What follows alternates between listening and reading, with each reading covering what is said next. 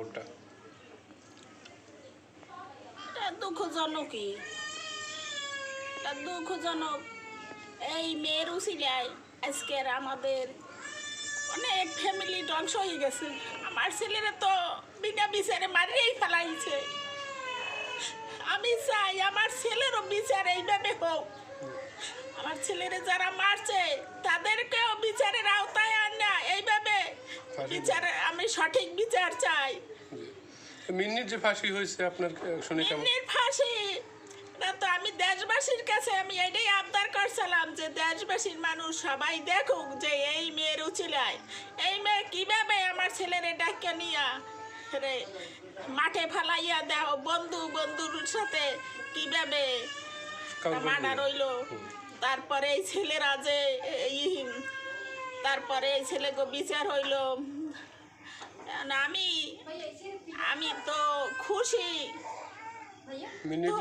হাসি হয়েছে তো খুশি আপনি? হাসি হয়েছে, খুশির কোনো ব্যাপার না। আমি বলতে আছি যে এই যে ছেলেরা তো এই মেয়ের উচিলাই ধ্বংস হয়ে গেছে।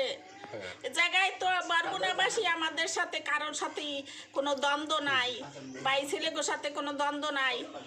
উচিলা তো এই মেয়ে এইভাবে নাটক করে কত ফ্যামিলি ধ্বংস করিয়া দিল। আমি চাই যেন এই বিচার যেন সঠিক হয়, বিচার যেন আমার বাংলার মানুষ যেন দেখতে পায় যে এইভাবে যেন কোনো নারী কোনো বংশ নিবংশ না করে দিতে পারে। এক মেয়ের উচিলায় হাজার হাজার ফ্যামিলি, আমরা সবাই দুঃখে আহত।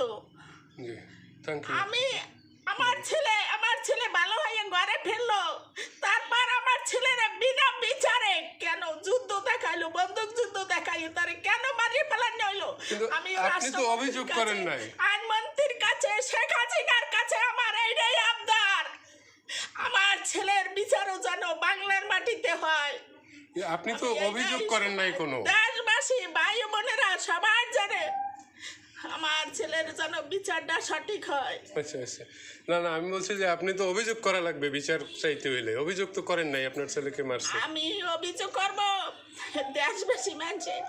এই যে আইনমন্ত্রী, এটা তো বিশ্ববাসী, এটা ভিডিও ফুটেজ সব কিছু, এটা তো তারাই বিচার করবে। জি ঠিক আছে।